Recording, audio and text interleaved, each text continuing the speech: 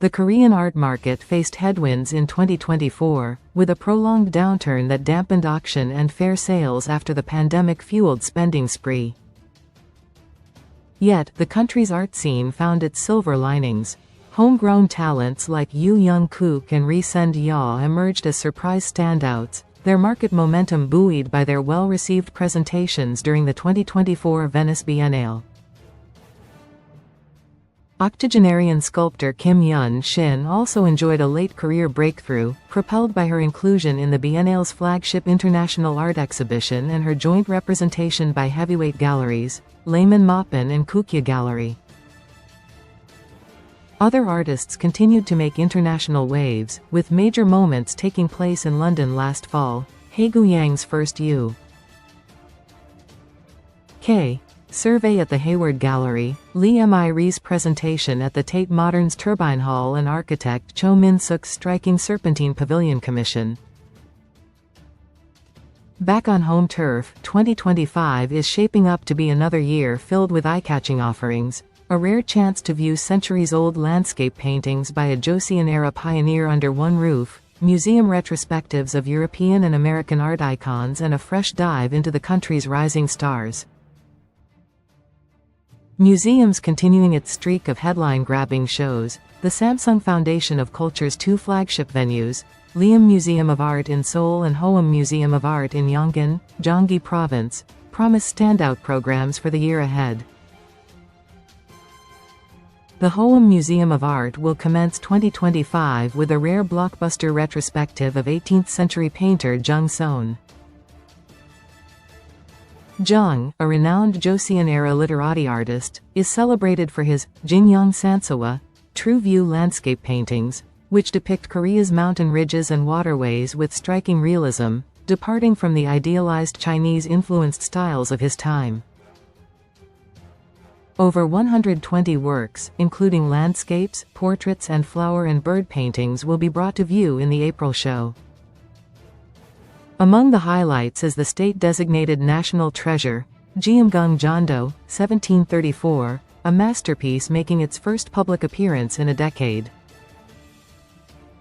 Next in the lineup is an August solo exhibition dedicated to 20th-century titan Louise Bourgeois, whose art delves into profound themes of family, motherhood and childhood trauma.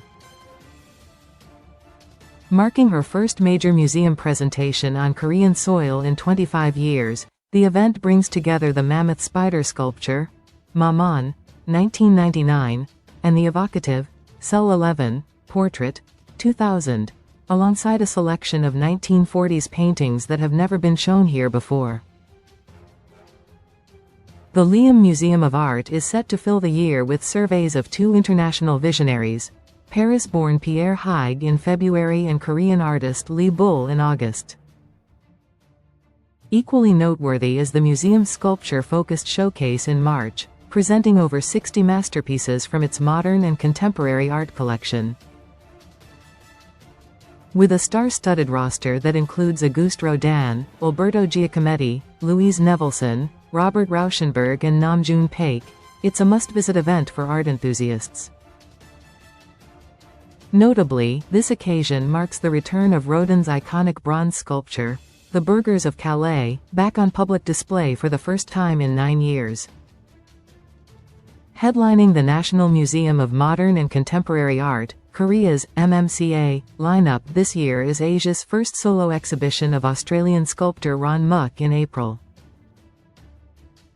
Muck's colossal, hyper-realistic human figures, including Mass, a gigantic pile of 100 human skulls, will grace the museum's Seoul branch, offering a visceral experience of life, fear and death.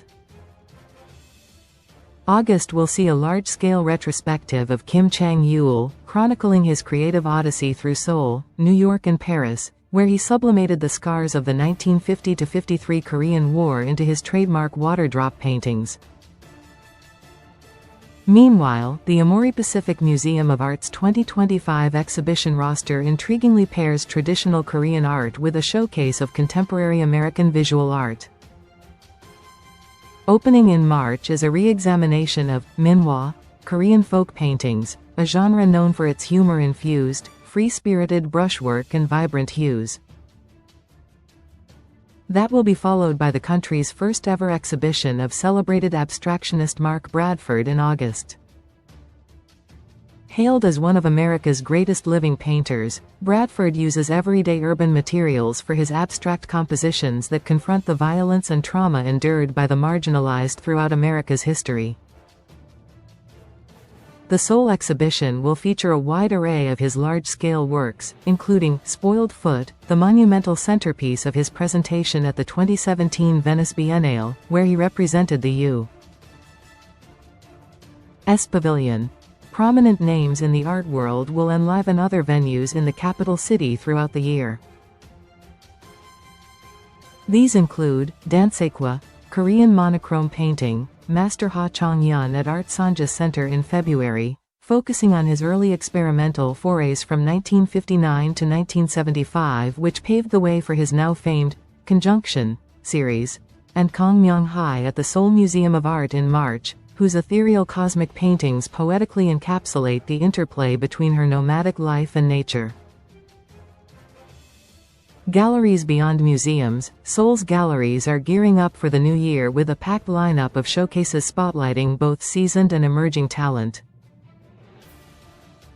Kukya Gallery is set to highlight two art icons in its space to complement their aforementioned museum retrospectives, Ha Chong-yeon in March and Louise Bourgeois in September. Its fall program also includes a solo show by Galaporis Kim, an artist whose interest lies in investigating the fraught relationship between historical relics and the conservation doctrines of modern museums. Her practice poses a compelling question: when ancient artifacts enter these antiseptic, often bureaucratic, environments, can they still perform their original function? For her sole presentation, Porus Kim will turn her gaze to the institution's arbitrary conventions of assigning meaning to nature, exposing how these practices reflect a human desire to understand, and ultimately control, the natural world. Gallery Hyundai is kicking off 2025 with a solo exhibition of Shin Sung-hae in February, whose series is recognized for bringing three-dimensionality to flat surfaces. Couturage, where the canvas is cut and sewn, and Nuage, where painted strips are knotted across the canvas. Coming on the heels of this, the gallery's April show celebrates its 55th anniversary with a generation-spanning roster of Korean artists who have collaborated with it over the past half-century, from Kim Fong-ki and Lee Yu-fan to Kim A-young and Moon Jae-on. In August, the exhibitor will pair two creatives who investigate the politics of representation: Lee Kong-sung, who unearths forgotten queer narratives through gold-threaded embroidery and graphite drawings, and Candice Lin, who uses unconventional materials like opium poppies, silkworms and dead bats to interrogate the buried histories of colonialism and race. Meanwhile, in September, when the country is swept up in a whirlwind of art events to coincide with the Frieze Seoul Fair, Lee Jin-ju will take center stage at Arario Gallery. Known for weaving fragments of personal memories, past traumas and subconscious imagery into hauntingly surreal compositions, Lee renders her visions with exacting detail using powdered pigments, a nod to the techniques of traditional Korean painting. Also adding to the buzz of September's art frenzy is emerging talent Woo Hana's solo show at G Gallery. Woo has been a name to watch since her fluid, fabric-based installations earned her the inaugural Frieze Seoul Artist Award in 2023.